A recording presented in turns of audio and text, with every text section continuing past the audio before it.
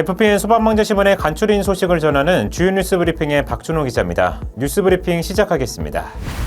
지난 6월 23명이 숨진 경기화성 아리셀 화재를 계기로 정부가 전지공장 화재 재발 방지 대책을 마련해 발표했습니다.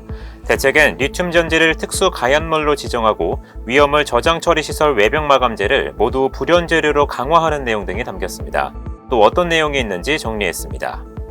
중국에서 들여온 소방용 랜턴을 국내산으로 둔갑시켜 납품한 업체가 적발됐습니다. 인천 본부세관은 중국산 소방용 랜턴 7,304점, 총 16억 원 상당을 국내산으로 속여 공공기관에 부정 납품한 업체 관계자들을 대외무역법 위반 혐의로 인천지검에 송치했습니다. 이들은 완제품으로 수입해 포장 박스를 바꾸거나 원산지 스티커를 제거하는 방식으로 소방관서를 속인 것으로 드러났습니다.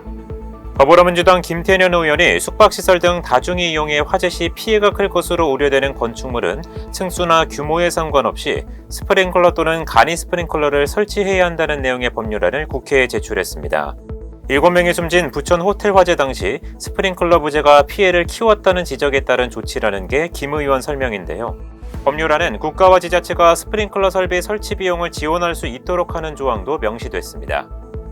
행정안전부가 주최한 2024 대한민국 안전산업박람회가 지난 10일부터 12일까지 사흘간 부산 백스코에서 개최됐습니다. 올해 10회째를 맞은 이 박람회엔 307개 기업과 기관에서 총 844개 부스를 마련해 참여했는데요. FPN 소방방재신문이 전시회에 나온 소방 분야 대표 기업과 기술을 지면에 담았습니다. 전기차 화재에 대한 국민적 불안감이 높아지는 가운데 전기차 배터리의 안전성을 확보하고 화재 안전 대책을 모색하기 위한 토론회가 열렸습니다.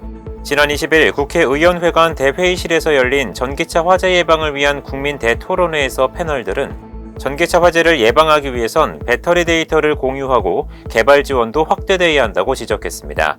FPN 소방방재신문이 토론회에서 나온 주요 발언들을 정리했습니다. 또다시 일몰 시점이 도래한 소방안전교부세의 소방 분야 배분 비율과 관련해 소방재정의 안정적인 확보 방안을 논의하는 자리가 마련됐습니다. FPN 소방방재신문이 지난 23일 국민의힘 이다리 의원이 주최한 이 토론회 현장을 직접 찾아 패널들의 목소리를 영상에 담았습니다. 부천 호텔 화재는 객실의 에어컨 실내기와 실외기를 연결하는 전선의 부식 때문에 시작됐을 거라는 국립과학조사연구원의 정밀감정 결과가 나왔습니다.